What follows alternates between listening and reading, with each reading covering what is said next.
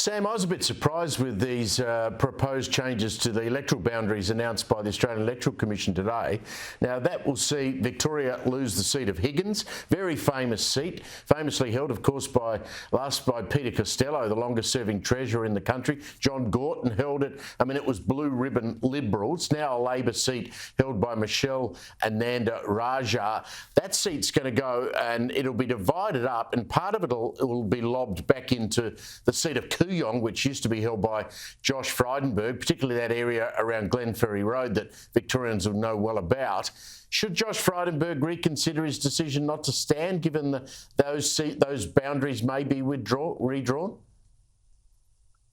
Well, look, that's a decision for Josh if he wants to go down that path. But let's say we've selected a fine young female candidate in Amelia Hamer. I think Amelia would do a great job, should be given that opportunity, and she's already out on the streets campaigning. But I think the broader issue here when it comes to these boundary redistributions, Steve, the only reason we are losing a seat here in Victoria is because Victorians have been fleeing the state. They are fleeing the state because of the conditions put on them by first Daniel Andrews and the government he led, and now Jacinta Allan.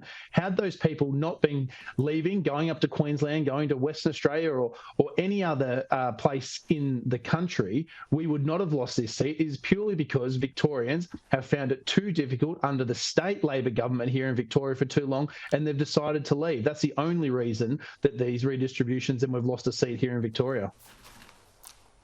Someone else who's not coming to Victoria is Shell. They've decided that it's all too hard to put wind turbines offshore in Victoria. They're going to spend their money elsewhere. I mean, this is one bad story after another that we're hearing.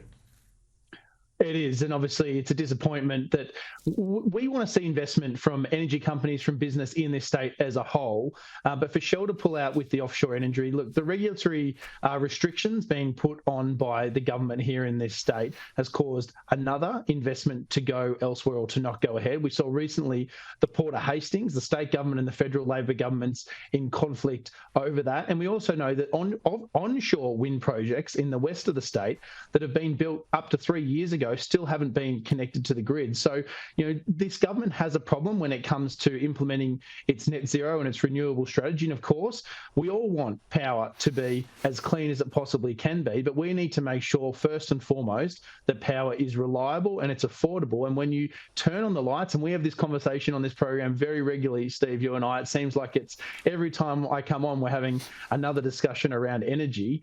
But this is just another example of a failure from this Labor government to actually get a deal done and to move ahead with its agenda when it comes to renewables. Well, just on energy, I've written a column. It's online in the Herald Sun at the moment. It'll be in the print tomorrow. It talks about confusion within the opposition, your opposition, over the nuclear policy. Now, your leader, John Pesutto, went on radio last week and battered away the idea that nuclear was something that would be good for Victoria. But my understanding, and I've had some material leaked to me, my understanding is Liberal policy is that you actually back the establishment of small modular nuclear reactors. Can you clear that up for me? Who's right and who's wrong here? Well, I hope, as you can understand, Steve, I won't discuss what comes and goes through Shadow Cabinet until it's publicly announced. We do know that there is a federal discussion going to happen on nuclear energy in the next 6 to 9 months, and I'm sure that's going to be a debate largely around. And we'll get a definitive answer on where that lands over the next 6 to 9 months. But let's be clear on a few things here.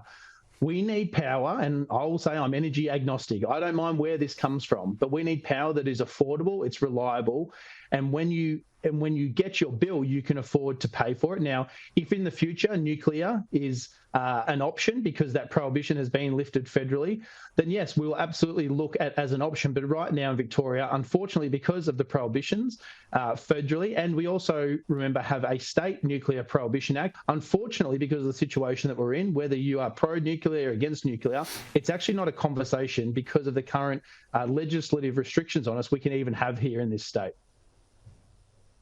Yeah, we're going to end up with blackouts. That's my fear. Sam Groth, always a pleasure to catch up with you on a Friday night. Thank you. Thanks, Steve.